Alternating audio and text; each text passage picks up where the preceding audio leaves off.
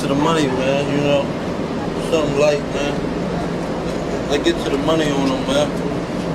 You know what I'm saying? I definitely get to the money on them, man. You know what I'm saying? It's the light pocket, too. You know what I'm saying? We can go ahead.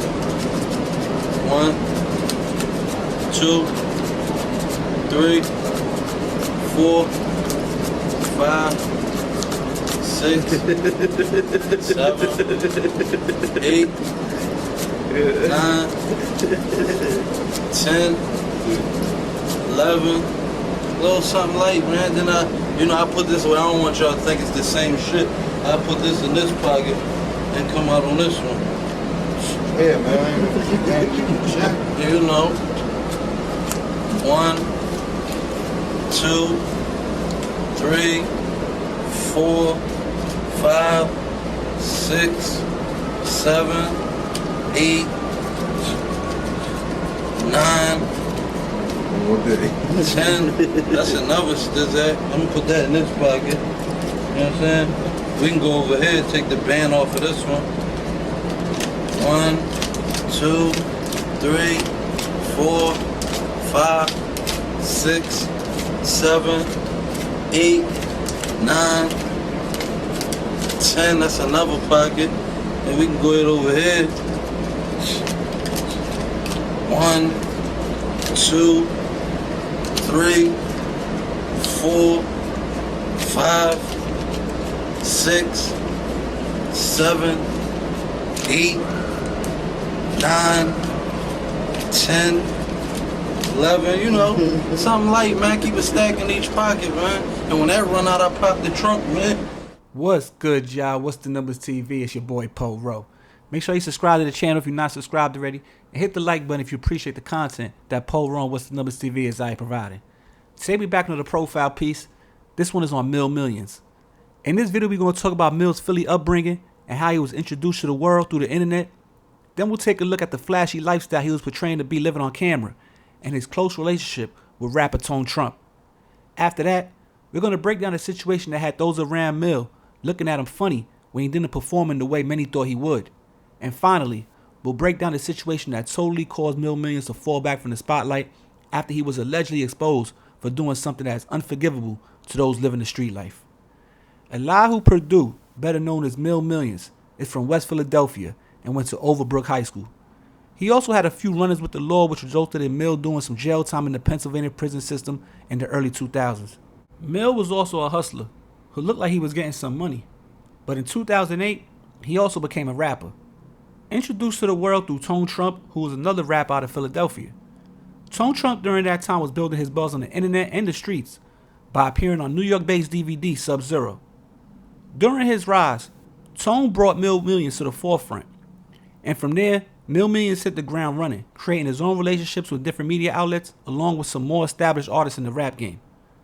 A bunch of music between the two would follow over the next few years, and although Tone continued to be the bigger artist out the two, eventually getting a situation for himself with Young Jeezy, Mill ended up finding a lane for himself also in the music game, as some people felt he was the one really living what he rapped about. Things for the most part were on the up and up, and headed in the right direction for Millionz, as he continued to grow as an artist and personality on the internet. But then, things started to happen that would highlight Mill in a negative light. First was the situation that took place in December of 2012 at the Philly Hip Hop Awards between Tone Trump and another Philly artist named Louis V. Gutter, who was affiliated with Meek Mill's Dream Chaser record label at the time.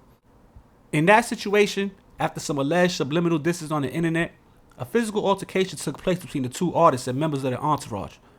Tone Trump stood his ground, but was outnumbered by Louis V and his team as they tried to jump him. They pounced on him a bit before the footage cut off, but it didn't look too bad. The worst part of the footage that came out was the part where you could see Millionz backing away from the scuffle, leaving Tone Trump someone he called his brother to fend for himself.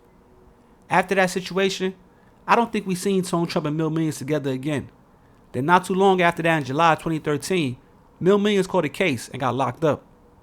Tone Trump took to the same Sub-Zero DVD that he and Mill had co-starred in a bunch of times previously and decided to diss Mill for running on him during the fight and for getting beat up in jail and for also checking into PC. Now the jail part could have been fabricated, but the part about Mill leaving Trump to fight by himself was true, as we all seen the videotape. And then, in July 2017, things went from bad to worse when some audio dropped on Twitter of Millionz allegedly working with the police and providing information on crimes. He getting that. Do it like that. That's real. Hey, what's up with them thirds?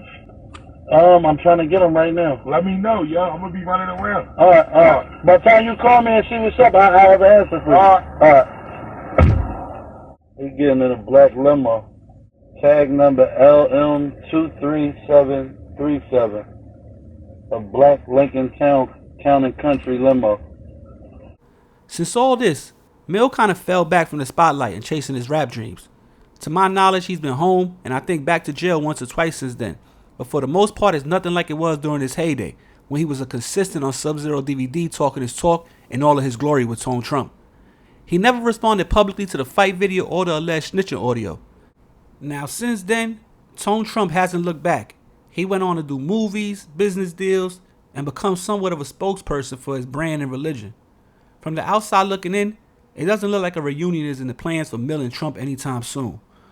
But yo, it's What's the Numbers TV. There's a quick profile piece on Allahu Purdue, better known as Millionz. Now, like I said, you might have remembered them when they was running around together.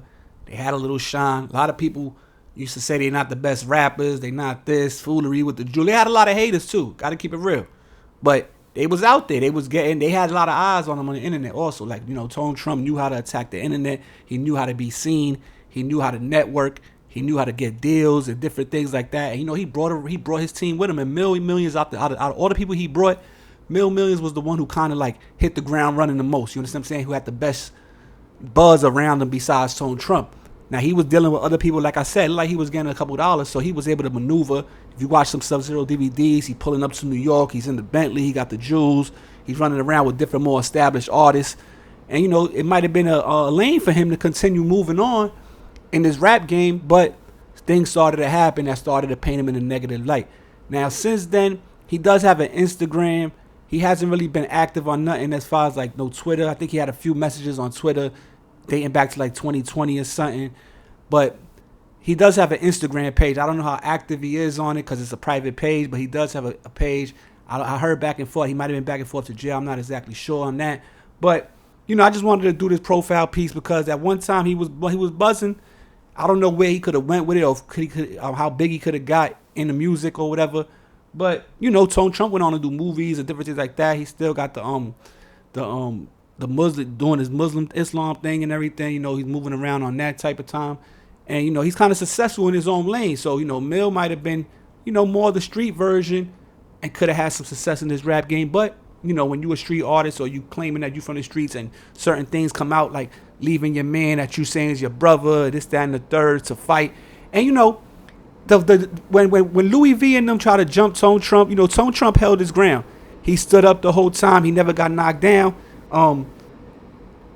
It was just that Mill never helped him. You know what I'm saying? Even if he would have pulled some dudes off him, even if he would have, swung something, he did nothing. So it looked real bad on his part.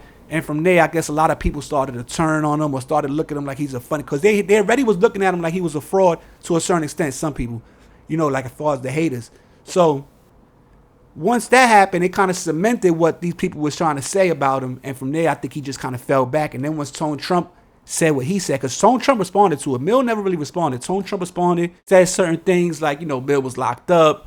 He was at PC. He was getting punched on, this, that, and the third. So, he threw some more shots at him.